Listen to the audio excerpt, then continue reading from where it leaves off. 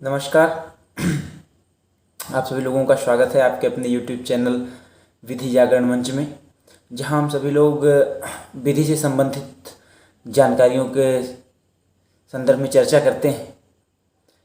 उसी क्रम में पिछले अपने कुछ वीडियोज़ में जैसे आपने देखा कि हमने FIR से संबंधित चर्चा की, जो CRPC की धारा 154 है उससे संबंधित जो प्रावधान है उसके संदर्भ में चर्चा की, और साथ ही साथ ये भी चर्चा की कि अगर आप FIR लिखना नहीं जानते हैं तो क्या क्या चीज़ें आपको ध्यान में रखनी चाहिए FIR लिखने के समय।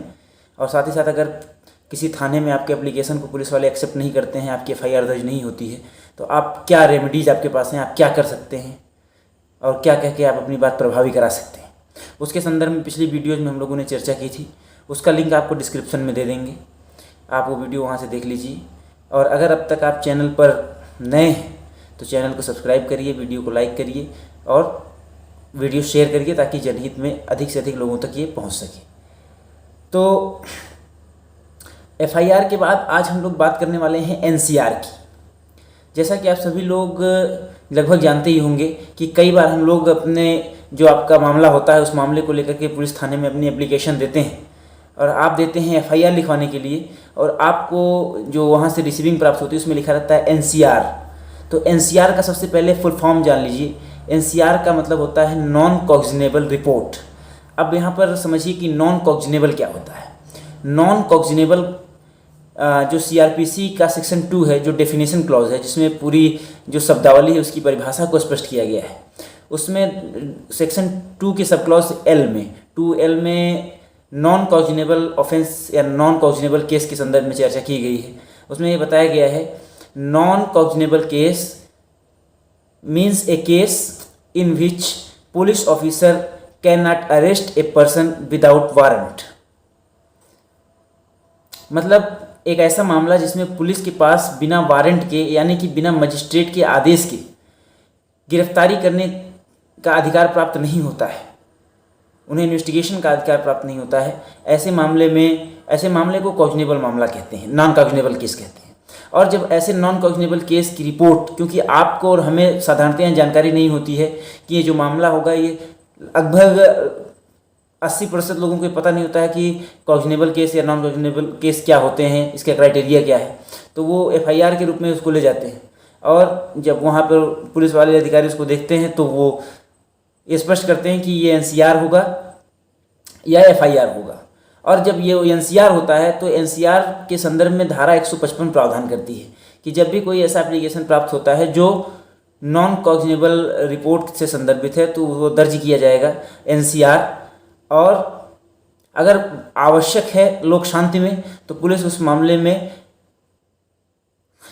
शुरुआती जांच कर सकती है, नहीं तो वह उस मामले को दर्ज करने के बाद उसको उस क्षेत्र से जो संबंधित मजिस्ट्रेट है जिसका जुरिडिक्शन है उसको भेजेगी, और वो मजिस्ट्रेट अगर उसको लगता है कि उसमें इन्वेस्टिगेशन की आवश्यकता है तो वह इन्वेस्टिगेशन के लिए एक व्यक्ति को नियुक्त करेगी, वह मजिस्ट्रेट नियुक्त करेगा, वह कोर्ट नियुक्त करेगी, और उसका जो पावर होगा वह उतना होगा जो उस थाने के भार साधक अधिकारी का होता है उस मामले में। तो वह इन्वेस्टिगेशन करके उसके संदर्भ में उचित जो जानकारी होती है वह कोर्ट को देता है और उसके आधार पर प्रोसीडिंग आगे बढ़ती है। अब साथ ही साथ एक प्रश्न यह भी होता है कि जो NCR है वो कब FIR में चेंज हो जाता है। तो जैसा कि आप सभी लोगों को पता है कि कोई भी मामला होता है तो उसकी जो जांच होती है वो जांच अधिकारी द्वारा की जाती है, पुलिस अधिकारी द्वारा की जाती है। और अगर जांच के दौरान जो इन्वेस्टिगेशन हो रही है उसके दौरान यह पाया जाता है कि जो एप्लीकेशन था उसमें जो मामला दर्ज किया गया था, मामला उससे ज़्यादा गंभीर प्रवृत्ति का है, प्रकृति का है, और यह इस मामले में NCR के स्थान पर FIR बनती है, यानी कि जो मामला था वो नॉन कॉग्निजेबल ना होकर के कॉग्निजेबल था। और कॉग्निजेबल मतलब जिसमें पुलिस बिना वारंट के गिरफ्तार कर सकती है और बिना मजिस्ट्रेट यानी कि बिना कोर्ट के एंटरटेनमेंट के फर्दर इन्वेस्टिगेशन और कार्रवाई कर सकती है। तो ऐसा मामला अगर उनके प्रकाश में आता है तो NCR जो है वो NCR will be converted into FIR, और फिर वो FIR होकर के चार्जशीट धारा 173 CRPC के अंतर्गत कोर्ट में जाती है, जिसे धारा 190 CRPC के अंतर्गत कोर्ट संज्ञान में लेता है, और फिर उसके आगे की कार्रवाई होती है। और एक बात और भी होती है, आप एफआईआर लिख, जब आपके हाथ में आती है कॉपी तो उसके ऊपर लिखा रहता है एनसीआरबी। तो एनसीआरबी और एनसीआर दोनों में अंतर है, क्योंकि एनसीआरबी का मतलब होता है नेशनल क्राइम रिकॉर्ड ब्यूरो, यानी कि एक गृह मंत्रालय भारत सरकार के अंतर्गत एक ऐसी संस्था है एनसीआरबी जो पूरे देश भर से क्राइम का डाटा कलेक्ट करती है और क्राइम का जो सूची बनाती है, श्रेणीबद्ध करती है। और फिर जैसे आप देखते होंगे साल के अंत में ये डाटा जारी होता है कि एनसीआरबी ने बताया कि फला राज्य में महिला संबंधित कानून, फला राज्य में बच्चों संबंधी अपराध बढ़े हैं, फला महिलाओं संबंधी अपराध बढ़े हैं, मर्डर ज़्यादा हुए हैं, इस प्रकार से मतलब बताया जाता है। तो ये जो डाटा पेश करने का काम होता है वो एनसीआरबी का होता है। तो जैसे ही एफआईआर दर्ज हो जाती है वैसे ही एनसीआरबी को भी इसकी रिपोर्ट भेज दी जाती है कि ये मामला आज दर्ज हुआ है, कि दिन भर में जितने मामले दर्ज होते हैं प्रत्येक जिले से एनसीआरबी को उसकी रिपोर्ट भेजी जाती है। तो उसमें लिखा रहेगा एनसीआरबी, तो आपको डिस्टर्ब नहीं होना है। एनसीआरबी लिखा है, इसका मतलब ये है कि आपका मामला नेशनल पोर्टल पर दर्ज हो गया है।